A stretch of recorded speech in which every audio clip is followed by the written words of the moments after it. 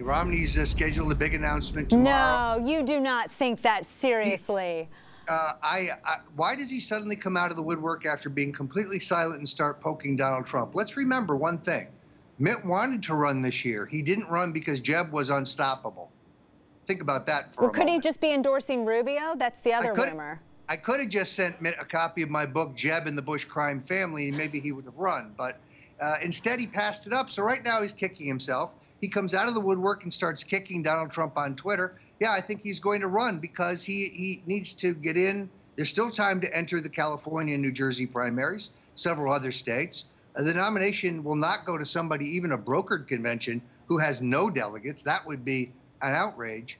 On the other hand, if they deny Trump this nomination, let's say, theoretically, he gets to Cleveland with the largest block of delegates, 100 votes short of nomination, and it's denied him by the establishment bosses on the second ballot, the nomination won't be worth having anyway. Now, I've been very critical of Trump, very critical, as you know. Yes, I've noticed. And it's not, I don't have anything against him personally. It's his policies and it's the things that he has said about health care. And, you know, you and I have been at rallies before when he, was telling Scott Pelley that he wants the government to pay for it. And I always feel as though his answer when he sees a problem, he thinks the government can solve it, which I'm absolutely physically and philosophically and emotionally allergic to. I am straight no chaser, 2 steps above anarchy, as you very well know. That being said, though, it does worry me that if we went to a brokered convention and if Romney, which still kind of blows my mind, and I'm wondering if he's just not getting in to get behind Rubio, there's the debate as to whether or not it's still the voter's choice, because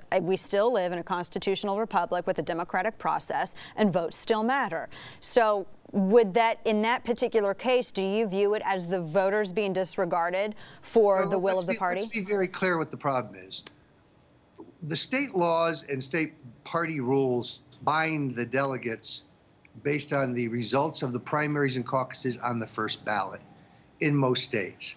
The delegates themselves are not necessarily Trump supporters. So the New York State Republican chairman names one slate of delegates, and that group of people are bound on the first ballot. On the second ballot, they're completely free to do whatever they want, regardless of what the voters said. And that's the strategy. Stall Trump to a second ballot, and then try to then go into the New Yorks and other places. He was going to win the New York primary going away. Trump will romp in New York. But that's the kind of skullduggery. They can play with the rules. I have a long piece about this up at Breitbart.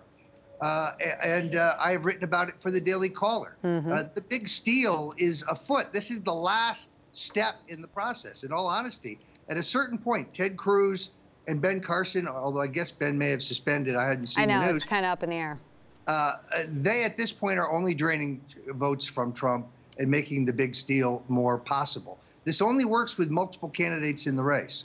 You can't, if it comes to a two-way race, Trump will get this nomination.